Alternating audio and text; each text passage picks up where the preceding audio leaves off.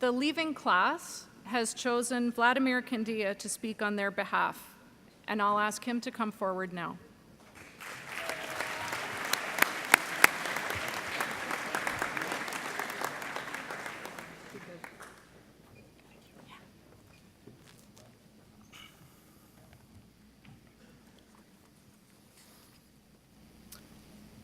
Cherished parents and families, members of the faculty, administration, advancement, admissions, dear members of the platform party, Dr. Julia Kinnear, Mr. Evan Williams, Mr. Derek Poon, Mr. Matthew Johnson, Mr. Russ Higgins, Principal Sam McKinney, and finally, dear friends. 2 years ago, when first walking in the quad under a clear blue sky, I could not have imagined this privilege of speaking before you today on behalf of UCC's class of 2018. This opportunity reflects a lot about the spirit of this place, and for this honor and trust, I cannot be more grateful of. But before I begin, I'd like to take a moment to thank a few individuals who are retiring from their crucial positions this year. Mr. Poon, I think that your smile is one of the first things that every single student will remember from their time at UCC, because with your warm presence and your words of wisdom, it simply never leaves you. Mr. Williams, from the youthful energy you put into organizing so many things and activities for us, to this sense of fairness that you have when dealing with very delicate situations, you've also had an incomparable impact on every single one of us. Mr. Sharp, even though I didn't have the chance to have you as a teacher, your daily hellos in the halls, and especially your speech from last evening, speak volume about the care that you have for us all. And Mr. Olds, I cannot count the number of students who told me about the positivity that you're spreading in the school. We wish you all the best moving forward and could not be more proud to be graduating with you this year. On behalf of the class of 2018, thank you.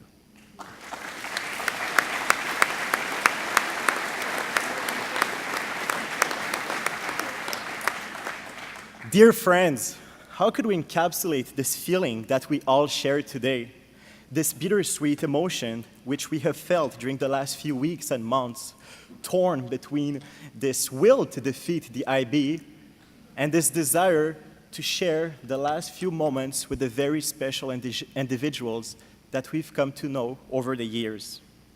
Well, anticipating this very difficult moment to say goodbye, here we finally are, gathering together to celebrate before diving into the exciting but intimidating adventure that life will be for every single one of us. Congratulations to all, félicitations à tous. And as I didn't know exactly how to address this common feeling, I was also very aware that we've all experienced UCC in a very different way. As some grew up on these grounds since SK, others joined us only a few years ago.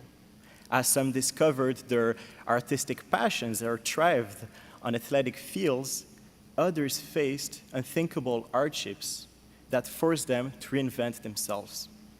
And as some could not have felt more included within this tight community, we've all gone through periods in which we could not have felt more alone. We've all experienced our time at UCC in a very different way, and these realities comprise the unique environment that UCC is, and which has, at its core, its individuals. And as there's not enough time today to recount so many memories and ways through which the last few years have forged not only our brains, but our characters, a simple thought crosses my mind to share a very personal story about a very personal man and special man, my grandfather. When I went back to Romania 4 years ago, this place in the world that I often thought of as my golden land, I decided to spend a lot of time with this man whose age was quickly catching up to him. I asked questions, and despite my fragile memory, my grandfather shared so much about himself. How he lost his mother at an early age, how he had to take care of his younger brothers, how he had to work at an age when kids are supposed to learn how to run after a ball. And he also told me about this place he was born, a small village located some 20 kilometers from the city where I was born. So I remember, as if it was yesterday, how I jumped on a bike with a cousin of mine and decided to go and find out where my family came from. I remember how this old and rocky road led me to this beautiful house of the past. And as I think about it right now, something really hits me, because achieving this important step of our life that graduating is, our sight is directed to a future full of unlimited opportunities, trips, experiences. But taking this same old and beautiful road, I believe that it is even more important to look behind us and to understand how our past finally led us to become who we are today. We must recognize the impact of these faces, smiles, tears, conversations, people, families, and friends who together shape who we are.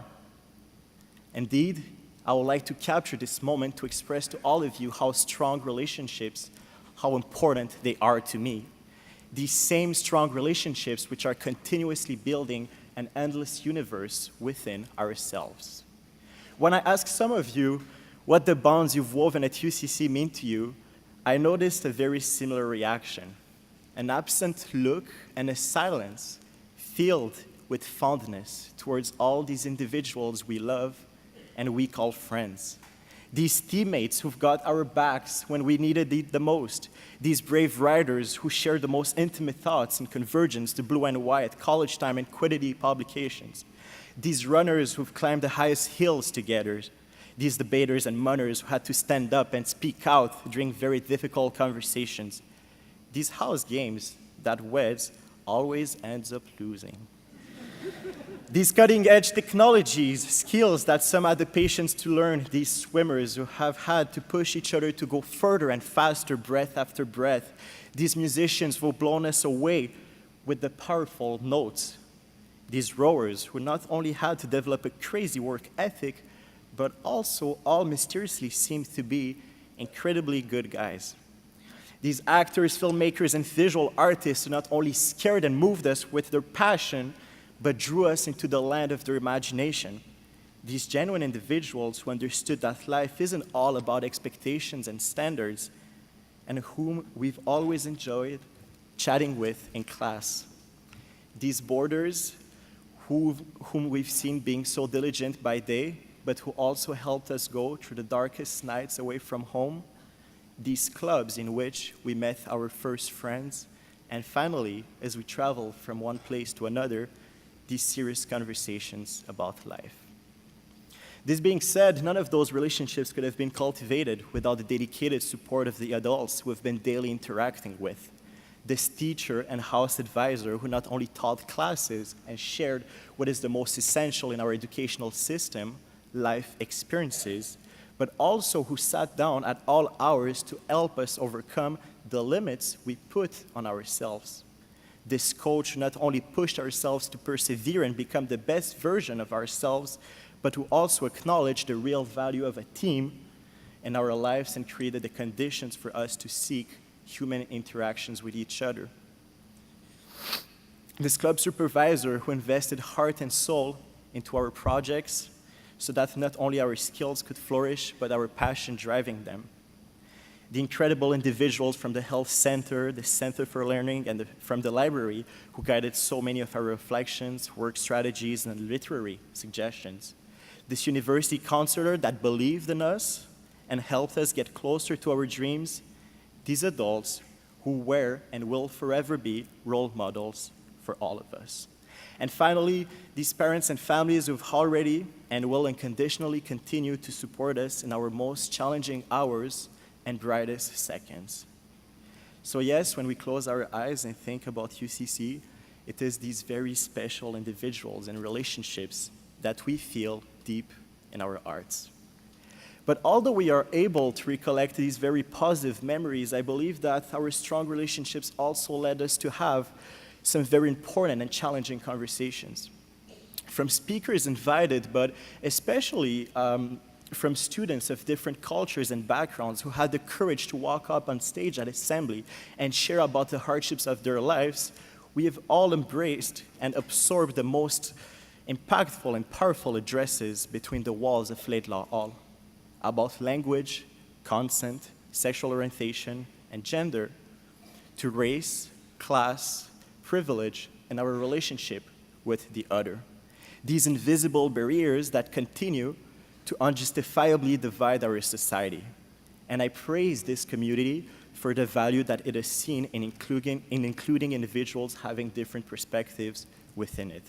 From the generous financial assistance program, which firmly indicates the position of this institution regarding a future where equal access to opportunity can become a reality, to the newly arrived Syrian refugee family that UCC sponsors, and the meaningful reflection about Canadian reconciliation with its Indigenous peoples we've committed ourselves to pursue, it is remarkable to realize how much we all grow and how far we all go when listening to people's different voices. Ultimately, we are all interconnected and depend on each other. And this is why we must be aware that this environment that we've grown up in is far away from the reality that so many others are living. We must not lose contact with the real world. And speaking before you today makes me question what really differentiates an individual who comes from UCC and an immigrant who settled in Canada only a few years ago. Is there any difference in terms of potential based on class, race, and gender? Or are we, as human beings, all capable of striving for greatness? Are the barriers that I've just acknowledged what keeps us from doing so? What if the difference that distinguishes a student who attends UCC from one who does not is simply access to this opportunity? So let's embrace this pluralistic idea of relationships for the rest of our lives, and let's knock down these barriers. Let's not be afraid to approach the other and build these beautiful bonds with individuals who are outside of our community, especially when tackling the biggest and the greatest challenges of our time, because no matter the field no matter the field of study or work we want to pursue, from science to commerce to arts and rights, we are all already facing the undeniable reality of climate change and the worldwide rise of populism and isolationism that stands up against the same idea of relationships that we are celebrating today. I started this address by mentioning a golden land, but I have to admit that this golden land is not a country or a physical place anymore. It is something a lot more metaphysical. It is the state of mind in which, when closing our eyes, we can feel the presence of each other and relive our best memories. It is the time that we spend together that provides us purpose and happiness, and I find immeasurable value in it. I believe in the strength of unbreakable bonds and the power of intangible friendships and the virtue of living authentic moments. So let's breathe with the sincerity of our hearts to find out the poetry of our lives, and most importantly, let's never walk alone.